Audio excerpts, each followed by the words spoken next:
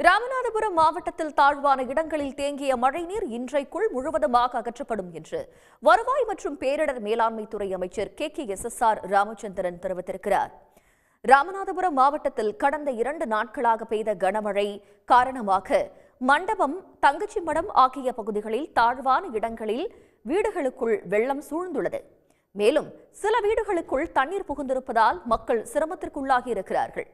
மழை வெள்ளத்தால் பாதிக்கப்பட்ட 216 பேர் நிவாரண முகாம்களில் தங்க வைக்கப்பட்டிருக்கும் நிலையில் மழைநீர் சூழ்ந்த பகுதிகள் மற்றும் படகுகள் சேதம் தொடர்பாக அமைச்சர்கள் KKSSR ராமச்சந்திரன், ராஜகண்ணப்பன் உள்ளிட்டோர் ஆய்வு செய்தனர்.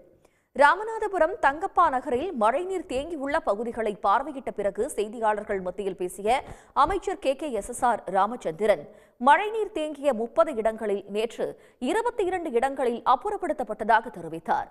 எஞ்சிய 8 இடங்களில் இன்றைக்குள் மழைநீர் வெளியேற்றப்படும் என்றார் அவர். 2 தினங்களில் 31 சென்டிமீட்டர் மழை மிகப்பெரிய அளவில் மழை பெய்தது.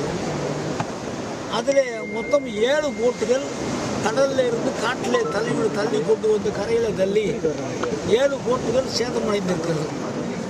இந்த சேதமடைந்த போட்டுகளுக்கு வேண்டிய நஷ்டஈடை அரசாங்கம் அதனுடைய சட்டப்படி முறைப்படி வழங்க வேண்டிய அந்த உத்தரவை முதலமைச்சர் அவர்கள் செய்யவிருக்கிறார்கள்.